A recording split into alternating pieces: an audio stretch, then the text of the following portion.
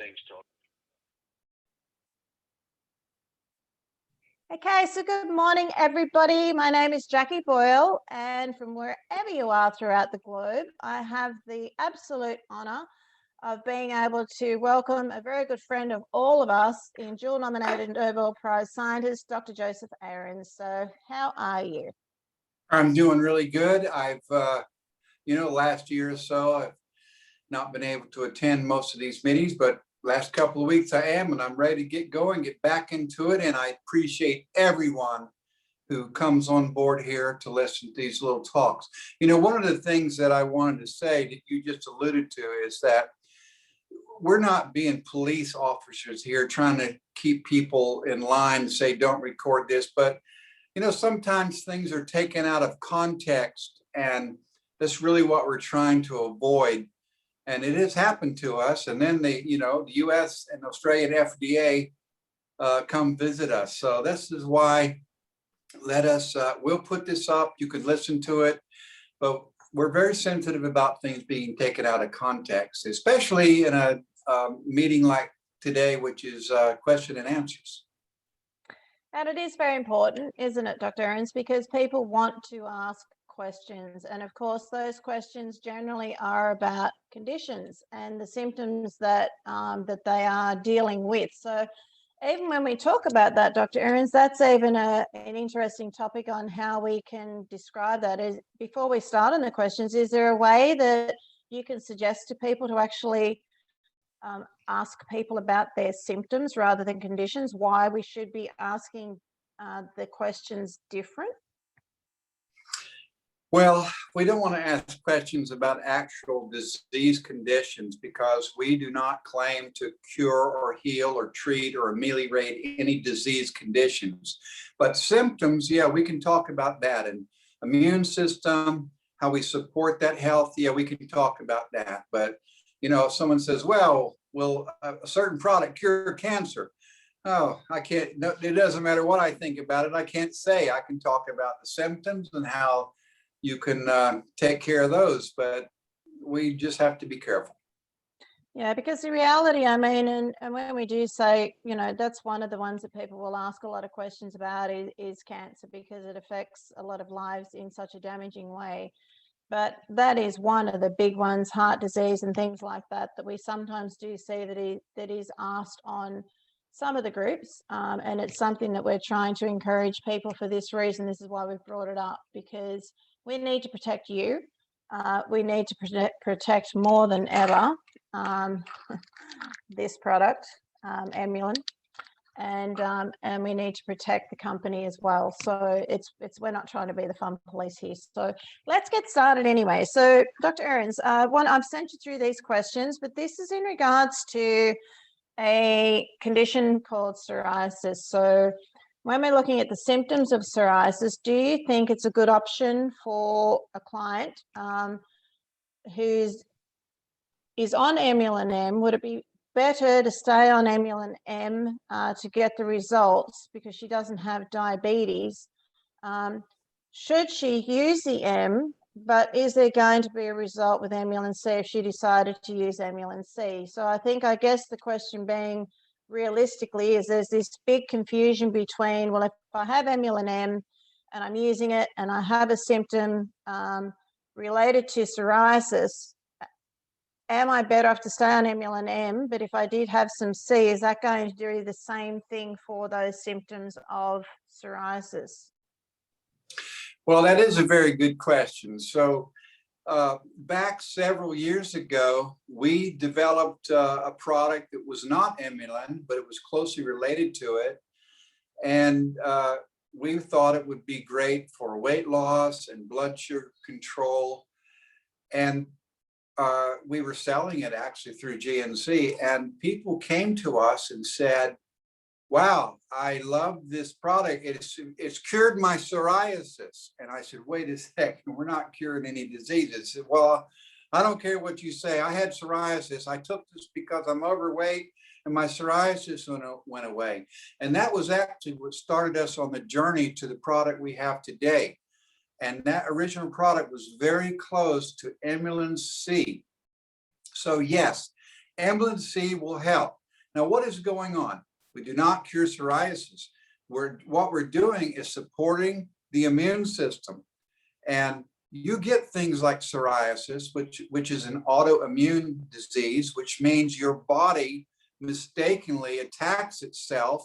And in some individuals, that warfare ends up looking like psoriasis. For other people, it might be a different disease like Crohn's disease. But we're all about managing the immune system. And without the proper management, yes, your body can go into a disease condition. And so that was our first step. Something like Amylin C absolutely seemed to ameliorate psoriasis. And we found that later what was going on was it was managing the immune system, supporting the immune system. So that's the first thing. Absolutely, Amylin C will support the immune system in that regard. Now, if I was just wanting to support the immune system and not worry about things like blood sugar, I would say Amylin M is the one you should go for if you're trying to primarily support the immune system. Now, the difference between Amylin M and Amylin C. Amylin C and Amylin M both manage blood sugar, and they both support the immune system. C is formulated to be just a little more beneficial for people that are concerned in managing their blood sugar. And Amylin M is formulated to more focus on the immune system management. So if it was just about immune system, I say, hey, take M. If you also had a blood sugar issue, I say take C. But we're not actually combating psoriasis or arthritis or anything. We're supporting the immune system. And in this case, M is the one that I would recommend, but absolutely they'll see results with C. Okay, awesome. So another question being, and I apologize to Lucy for this, and for everybody that's watching this, we do get questions that are sent in that we try to, in a timely manner, get back to you, but this particular question was an urgent one and we just didn't get back to you. So I'm really sorry, Lucy, but in regards to her English Bulldog, the dog actually ate nearly a whole bottle of Amylin C by accident. So I just wanted you to respond in regards that if that happens to a pet, I guess, or even to a person if that was to happen, but this is in regards to a pet, what would be the ongoing response to being able to help that pet, and is it harmful? Well, the first couple of capsules might have been an accident, but apparently that dog liked it. The rest of it wasn't an accident. No, nothing can happen. The worst would happen for that dog is that he or she would get heartburn. That's it. Because it's a little bit acidic. It'd be like it has a flavor of something like a cross between cumin and aspirin. It has an acidic value to it. There might be some heartburn, but as far as general health, absolutely not. There's no problem whatsoever. And, on the bottle, we have to put on there because of legal reasons in certain countries, pregnant women shouldn't take it and below 12 years old shouldn't take it. But there's actually no reason whatsoever. You could take the whole bottle. You cannot overdose on this product. You will eliminate it through your urine or through your skin, and it will have a great benefit on your bladder and your skin if you take a lot of it. There's no issue whatsoever. Don't worry about it. And, write us back if the dog died. I did actually ask how was the dog going, and I think I did respond and said that in that case to plenty of water and just have a dry food diet for the next couple of days just to help the animal. I believe that the animal is okay, and I think it's probably been a very expensive a la carte meal for that dog, to be honest. Yeah, no problem. Okay, so Dale has actually asked that, will Amylin have any assistance in regards to helping with the spike of protein shedding from people that he contacts? Will Amylin help mitigate, oh, this is touchy, mitigate damages for the current vaccine that we're Well, getting? just mention COVID because that's what they want to know. So yeah, I can easily address this. First of all, people that have COVID, and a live, so-called live virus is not actually alive, but when the virus is being shed from a person and is alive and functional, we call it live.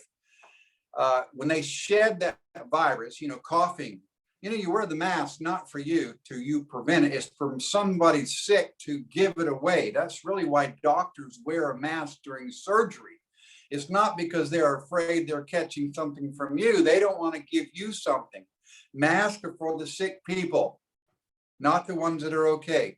So a person that is shedding COVID-19 is shedding live viruses, and then other people can get sick from that if they haven't been, for instance, don't have an immune system where they've been vaccinated or have gotten a natural protection.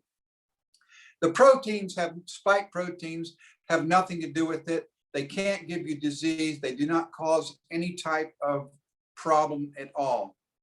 So I'm going to say, if you're concerned about somebody shedding a live virus, it doesn't have anything to do with COVID. It could be a flu, the cold, rhinoviruses, influenza. It doesn't matter what it is. HIV, whatever. Your immune system is there. As I talked about 2 weeks ago, I talked about how the immune system works. Your immune system comes on board and starts defending you. And that's what Immulin does. It helps and supports your immune system. So if you ask me, does this help against COVID? No, I'm not going to say it's specific against COVID. It does not cure anything. It does not fight any viruses. It supports your own immune system. And yes, your immune system is much better off with products like Immulin than without it. So there's my answer. Take Immulin, your immune system will be strong, and it's your immune system that will take care of these problems. But people shedding these proteins, you can't get sick from proteins. Don't worry about that. So, we're getting these questions, and I try to keep telling everybody, it's not all about Immulin. This side is about general information. So in this case, the general information is that support your immune system, whether you use Immulin or any other flavonoid. Flavonoids you get from any colored fruit or vegetable. I happen to believe that Immulin is the best formulation, but you can get it from take a lot of flavonoids, eat a lot of fruits and vegetables. You'll get more flavonoids, and your immune system will be well supported. Sounds like good information there and a good feedback there, that's for sure. So the more that we can support our immune system through our dietary choices and get more flavonoids into our body, the happier that we're going to be. And I did show somebody what I had for breakfast this morning, and it doesn't look very nice, but it's all full of flavonoids and it's good for a reason. So, and it tastes great too when you blend it all together. Okay, so Kristen has asked, and he said that since he was 15 years old and he's now 49, that he's had spondyle arthritis, and his joints, his hips, his knee, shoulder, his neck is fused, and he uses Enbrel treatment. People have invited him to consider looking at utilizing Immulin and incorporating that into his daily regime. And it has been suggested to him that it may regrow cartilage. So he's wanting to know what the truth is about that, what your thoughts are, and if Immulin has the ability to be able to assist him with that condition, but in regards to what benefit is it for the regrowth of cartilage, if any? Well, that condition is basically a naturally fused spinal column. It's two parts to it. One of them is that your vertebrae become fused. The other one is it's got inflammation of your whole spinal cord. That's where the words come from. And spondylitis, that just means the individual vertebrae are inflamed and they're fused together. Okay, I get it. I also was taught when I was in school that you cannot regrow cartilage. I'm a physiologist, and you cannot regrow cartilage. And so people laughed about people taking on all these little things in your diet, the ground up cartilage, because you just could not regrow cartilage. Once it's gone, it's gone. And we also at the same time said, 10 or 20 years ago, nerve tissue cannot rejuvenate. We said that too. So we said you cannot regrow cartilage, you cannot regrow nerve tissue. We found out that's not true. We absolutely can regrow nerve tissue. It's well established now under the right conditions. And it has been proved many times by scientific papers that flavonoids can promote cartilage growth formation. One of their main functions when you get wounded, if you have enough flavonoids in your blood, is to cause the scaffolding to come over a wound and in a joint and even in broken bones, which then attracts appropriate chemicals in your body to regrow whatever it is there, bone, cartilage, tendons, muscle tissue, capillaries, nerve tissue. So we know that. So under the right conditions, yes, you can regrow cartilage. And I'll just tell you one specific instance, because I don't want to say we cure any disease, and we do not cure arthritis. So my own uncle was getting ready for knee replacement, and he ground the cartilage down to nothing, and he went for knee replacement. And I said, hey, why don't you try some of this product here? And you got nothing to lose. So he did for like 2 months before his scheduled surgery. And when he went in the day before surgery, they did an MRI so they would know where to cut, what to do, where to replace the joint. And his cartilage had indeed returned. And he has since, this is like 5 years, has really fine knees, no issue whatsoever. I know, Jackie, some people, the same thing has happened to them. So what does that have to do? Look, it's again, back to your immune system. People forget that your immune system and inflammation is not there just to fight viruses and bacteria and invader. It also is your primary healing mechanism. When you tear your cartilage up or your muscle, it releases chemicals into your bloodstream, which alert you to send out the troops, in this case, the repair troops. And flavonoids facilitate that.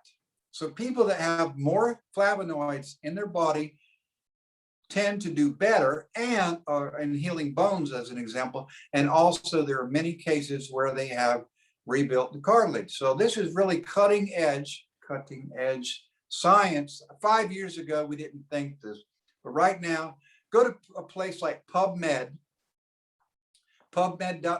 and look up flavonoids and arthritis, or flavonoids and cartilage, or flavonoids and joint, and you'll see lots of papers that are on now that say, yeah, wow, cartilage can be redeposited. Wow.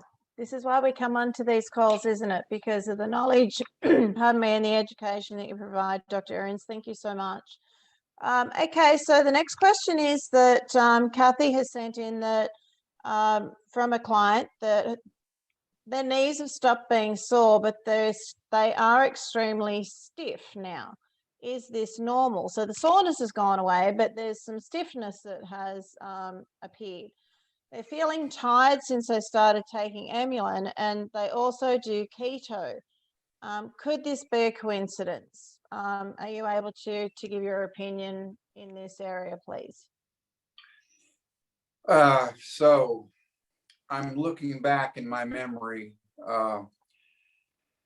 and I have not ever heard of anyone saying that they were stiff or sore from taking flavonoids. I've never heard it. I've never seen it in the literature. At the same time, I'm not going to say that it won't happen, because by now, hundreds of thousands of people that have taken these flavonoids, we probably have 4 people that have shown some type of negative reaction. They maybe have been allergic to the product. And so I'm not going to say no, but I think it probably is a coincidence. It's very easy to say, just quit it. I tell everyone, don't stay on it. Get off of it. Stop immediately. Wait a couple of weeks, then go back on gradually till you get back to where that dose you were. And if it does end up making you sore, I'm still very skeptical, because I don't understand the physiological method that would happen, how you could be sore, because it actually increases fluidity. You have the bursis in there on your joints, which is the lubricating balls. They get more healthy. So I don't know what method that would happen. Get off of it and come back slowly and report back to us. You may be a person that does not work for, but I doubt it. I think it's a coincidence. So Dr. Ahrens, can I say, or well, I'm going to suggest that, for somebody, I'm going to speak from my own experience, because then I can't get into trouble. But I keep a diary and I'm pretty in tune with what I eat. So, and there's a reason for that, for my own health journey along the way. But I know that if I eat certain foods, that it creates dis-ease and discomfort within my body. So, and that can be in various forms. And it's interesting, and this has been great that that you've answered in that manner, because a lot of people have symptoms that seem to appear. They seem to start to feel things that are happening for them, and they automatically think that potentially it is because of they've started taking this product. Now, that may be the case in some ways, because it's causing the body to process foods. You've got that 7 traffic cops that are chaperoning carbohydrates more efficiently. It's looking to control sugars in a more efficient manner, that potentially the body is going to find a dis-ease before it finds homeostasis, and it can alter along the way depending on what the individual food choices are and their lifestyle choices are. Would that be the case as well? Oh yeah, Shirley. I actually get very stiff in my joints if I eat asparagus. The asparagine in asparagus I just don't process it well. It goes away, but like a food diary, this is why you do clinical trials, because it is so difficult to isolate what did or didn't happen. You look at diets and you do placebos. You'll find, like, for instance, people will say, oh, I got stiff when taking this. Well, they might also say the same thing in the placebo group, and then you're able to weed this stuff out. So it is very difficult not knowing every specific area. But let's just go off top. Hey, get rid of the stuff and find out if it really is. You might say, okay, now I can't move, but I'm not sore anymore. You have to make that decision. I doubt that is actually a problem from the flavonoids. Yeah. Okay. Thank you. So Warren has asked, he said that his sister has dermatitis, and they feel as though it's been after using Amulin M for a couple of weeks and has stopped using it. And just wondering what your thought patterns are, that since his sister has started taking the Amulin M, that the dermatitis has appeared after a couple of weeks. What kind of dermatitis? Is it perioral? Perioral. Yeah, it's around the mouth. Okay. Yeah, around the mouth. Well, that type of dermatitis is not quite very well understood, but it's always associated with products that you take by mouth. It can be related to having makeup. Some people would take steroids and they get it on their mouth because just having general dermatitis, that really wouldn't work. There's contact dermatitis. There's a different type, but that one is around your mouth. And okay, let me really stretch this out. Maybe it's possible that the person is allergic to the capsules that we use. It is not the flavonoids themselves, because they don't get released until they're well into your stomach. And we use capsules that are non-animal in origin. They're basically, there's two types we use. One of them is made from seaweed, and the other one is basically made out of like cellulose. It's almost like a paper glue. And hey, you know what? There could be people that are allergic to one of those two capsules. I'm not going to rule that out. So again, let me tell you, if you have anything you believe, like, you know, dermatitis is an inflammatory response to a type of poison. If you think that is irritating you, again, stop immediately. Now, and in that type, what I know about this particular type of dermatitis is it usually takes around 2 weeks to go away. Once you stop, like the makeup that you had on, or the steroids that you were on. There's steroids in some of these facial creams. It takes about 2 weeks. So get off of the product and wait 2 weeks and see if it went away. Then return. Again, get back on the dose and see if it comes back. That's pretty much proof that it might have been the capsule itself. Now, if you still want to take the product, you can then, of course, bust it open and put it right into your food or your drink or whatever. Maybe it's the capsule itself that is bothering you, but it wouldn't be the flavonoid itself. The flavonoids are actually extremely good for your skin. When you take a lot of it, it migrates to your skin and it's very healthy. There's not going to be any type of itis on your skin, dermatitis, which means inflammation of the skin. It's not going to come from the flavonoids, but it could come from that capsule. And we're trying to use capsules that are hypoallergenic, and we don't want them of animal origin. So they could put it in something like this, a smoothie, couldn't they, really? Oh yeah, that's how I actually do it. Yeah, put it into something, a smoothie. My own granddaughter, I sprinkle it on her breakfast to break the capsule open, but it could be the capsule. Okay, thank you. So Kathy has actually asked in regards to when we're talking about a condition, Lyme's disease, what could the potential assistance and support be with using Amulin for Lyme's disease? Well, Lyme's disease is an allergic reaction that leads to an autoimmune response. So your body overreacts to the, actually it's in the spit of the tick, which is a poison, a type of poison. And it comes also with bacteria and can include viruses. Your body overreacts to that, and then it's very similar to like lupus. So again, what does that mean? Support your immune system so it doesn't get run away.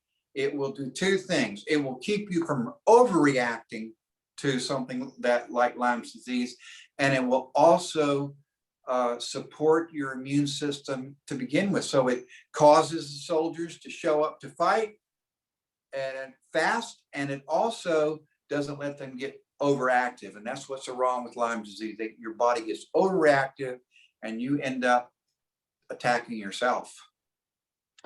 Okay, thank you.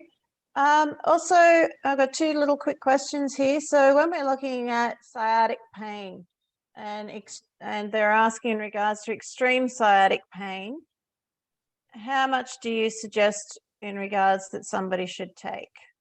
Well, I think that sciatic pain, boy, there's a lot of reasons for that. It is often physical in nature, where the sciatic nerve runs through a joint and it gets pinched.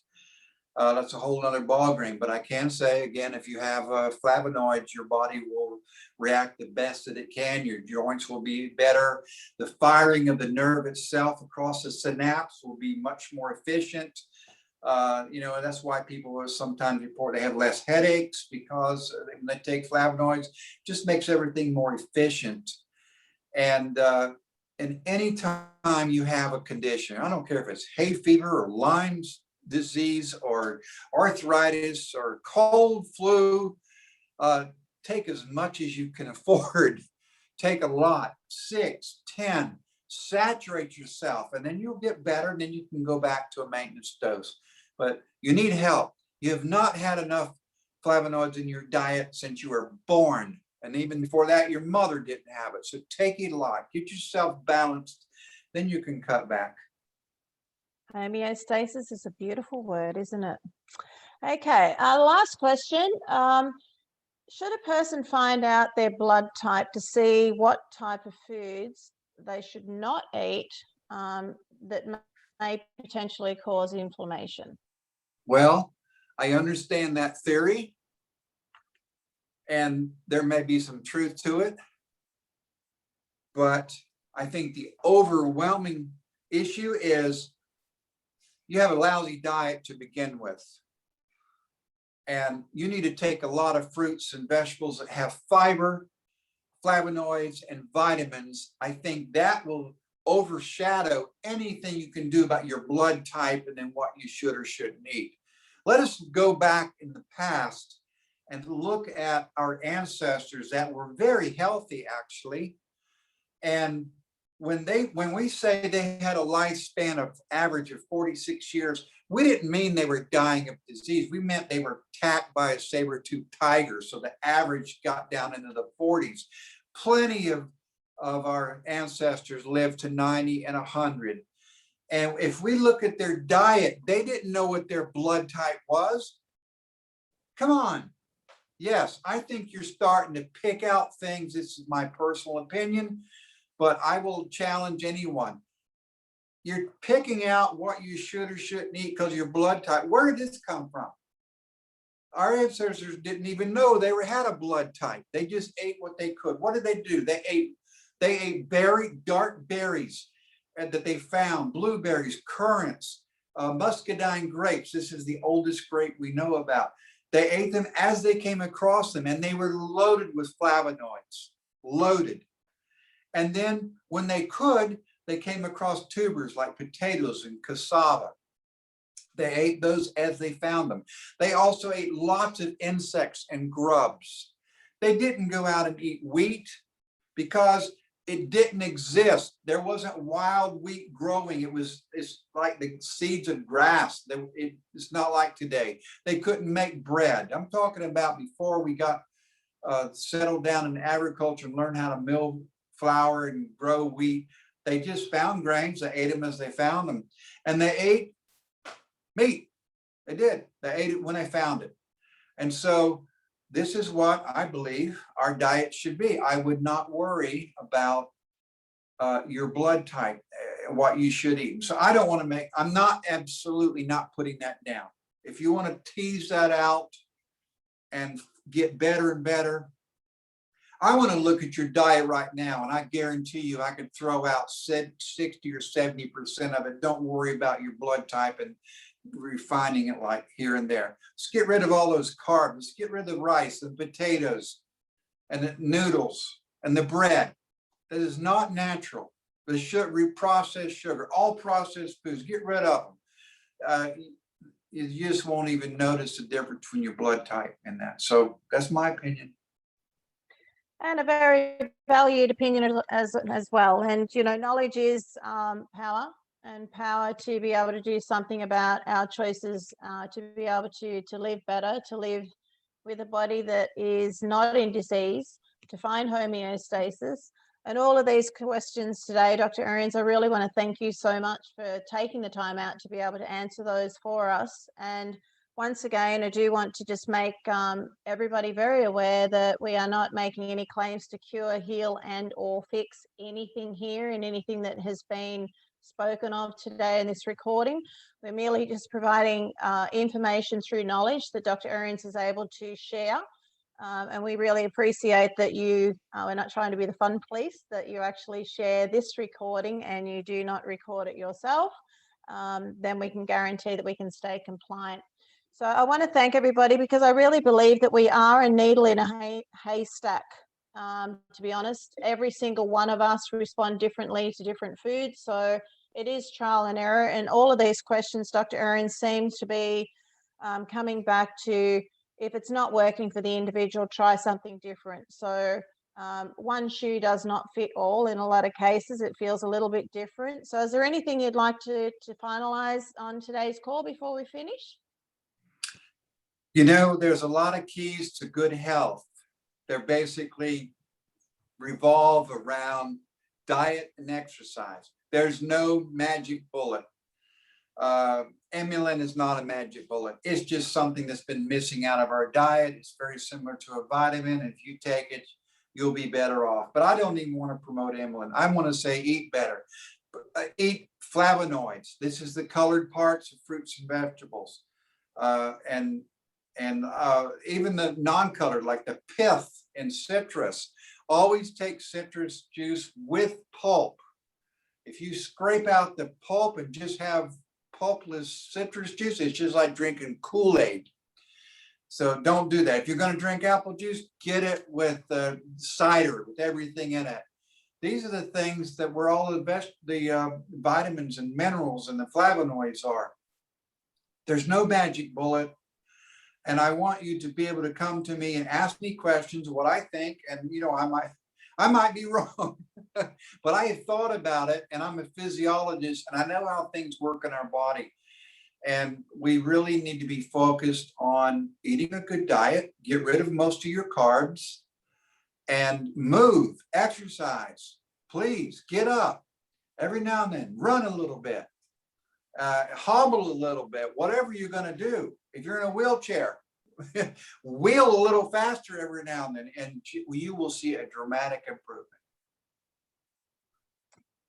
Awesome, Dr. Ahrens. So I do want to thank each and every one of you for turning up today. And for those that watch this recording later on and they share it, without you, we could not do these calls. And primarily without you, Dr. Ahrens, being able to be available for us, we are very grateful and we really appreciate you doing that, being here and being able to share your knowledge, because the more we listen, because sometimes it's not what you say, it's what we hear, and we may not have our ears open up to listen to that information on that particular day.